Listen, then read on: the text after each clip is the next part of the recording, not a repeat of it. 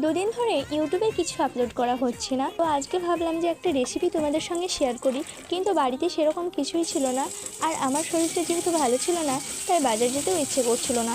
তো আমি এদিক ওদিক খুঁজে কটা মতো শিম আর কিছু আলু পেলাম। তো ভাবলাম যে তোমাদের সঙ্গে একটা নতুন রেসিপি শেয়ার করি।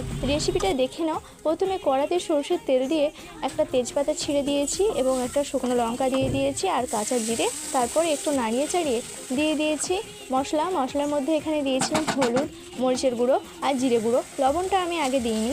তারপর আরেকটু নাড়িয়ে চাড়িয়ে দিয়ে দিয়েছি কুচি করে রাখা পেঁয়াজ এবং টমেটো। আবার আরেকটু নেড়ে চেড়ে পরিমাণ মতো জল দিয়ে আমি মশলাটাকে কষিয়ে নিয়েছি।